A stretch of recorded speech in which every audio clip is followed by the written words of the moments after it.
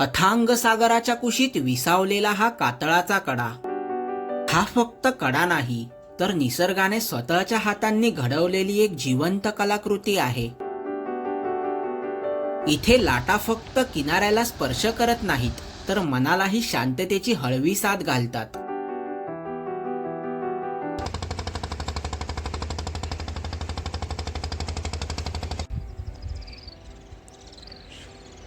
हा आहे गुहागरच्या अंजनवेल मधला डॉल्फिन पॉइंट. पण डॉल्फिन पाहण्याचं भाग्य आज आमच्या नशिबात आहे का? नमस्कार, मी दिनेश नवले. हा प्रश्न मनात घेऊन आपण निसर्गाच्या या अद्भुत ठिकाणाचा अनुभव घेऊया. मागच्या व्हिडिओमध्ये अंजनवेलचं टाळकेश्वर मंदिर व दीपगृह पाहिलेला. दीपगृहावरून अरबी समुद्राचा विहंगम नजारा व तिथून एक जमिनीचा निमुळता भाग बाहेर आलेला दिसला. तो डॉल्फिन पॉइंट, जिथे जायला आता निघालोय. दीपगृहापासून पुन्हा माघारी काही अंतर आल्यावर एक मळलेली पायवाट लागली. त्या पायवाटेने डॉल्फिन पॉइंटला जायला निघालो. जाता जाता वाटेत खूपच शांतता अनुभवायला मिळाली. मस्त पक्ष्यांचे आवाज कानात गुंजत आहेत. प्रथमेश सोबत पायवाटेने त्या डॉल्फिन पॉइंट कडे चालत निघालो.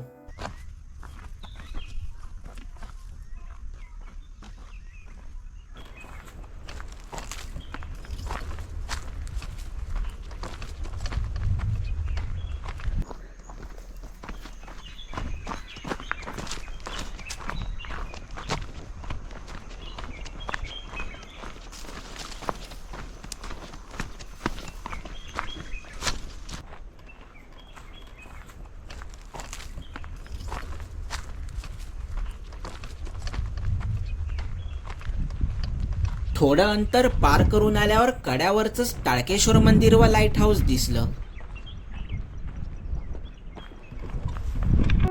तिथेच डाव्या बाजूला खोल दरी लागली, जी की दीपगृहाचा कडा आणि डॉल्फिन पॉइंटला विभक्त करते. इथून दिसणारा व्ह्यू एकदम कमाल आहे. विभक्त झालेल्या भागातून उन्हामुळे चमकणारा समुद्र, अस्ताची तयारी करणारा सूर्य व पाण्यातून जाणारी नाव.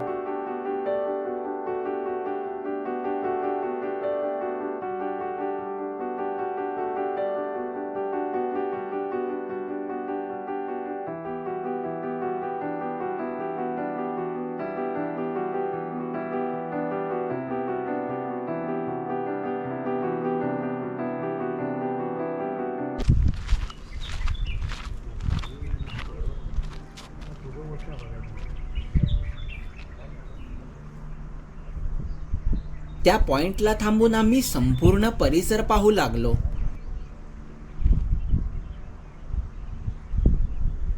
तिथूनचा व्ह्यू पॉइंट पाहून पुन्हा उजव्या बाजूच्या पायवाटेने मुख्य पॉइंट कडे चाललोय.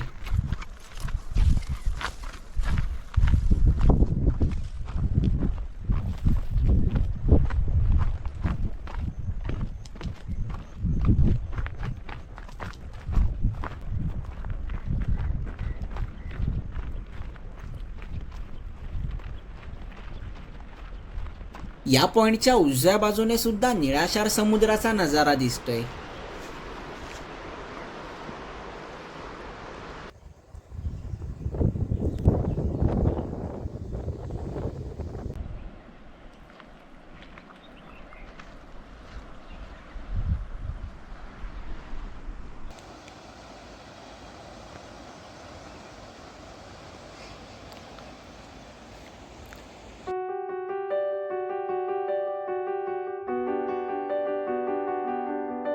आता आणखी थोडं पुढे आलो. इथून तर ते संपूर्ण दृश्य खूपच कमाल वाटतंय. इथून समोरचा कडा, त्यावरचं मंदिर व लाईट हाऊस एकाच फ्रेम मध्ये स्पष्टपणे दिसतंय. आता पुन्हा डॉल्फिन पॉइंटच्या दिशेने निघालो. वाटेतला सुखावणारा निसर्ग पार करून अखेर आम्ही डॉल्फिन पॉइंटच्या टोकाशी येऊन पोहोचलो. एखाद्या जहाजाचं पुढचं टोक कसं असतं तसा हा पॉइंट मला भासला. तीनही बाजूनी अथांग समुद्र पाहून खरंच एखाद्या मोठ्या जहाजातच असल्याचं मला भासत होतं.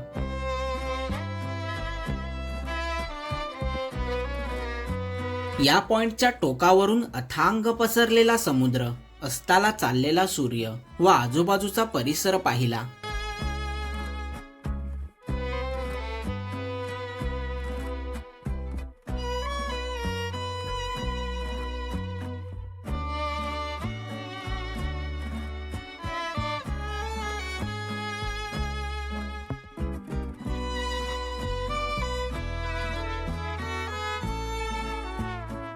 पाण्यात लहान बोटींची ये-जा सुरू आहे.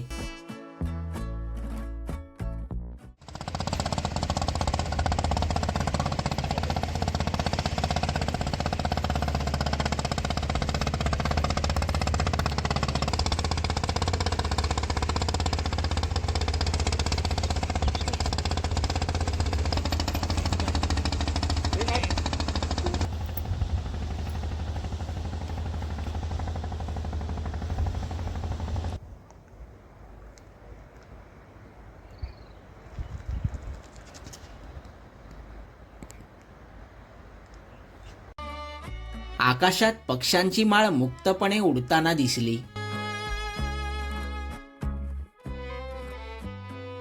त्या सुंदर विश्वात मी हरवून गेलो.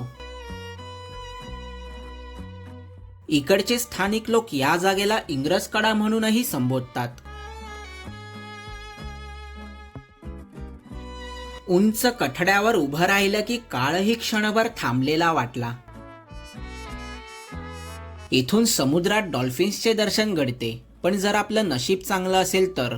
म्हणूनच हा पॉइंट डॉल्फिन पॉइंट म्हणून प्रचलित आहे. आम्हाला आता डॉल्फिनचे दर्शन काही घडले नाही, पण सुंदर निसर्गासोबतच एक शांत जागा अनुभवायचं भाग्य मला मिळालं. अथांग सागराचं वैभव डोळ्यात अलगद साठवून ठेवलं.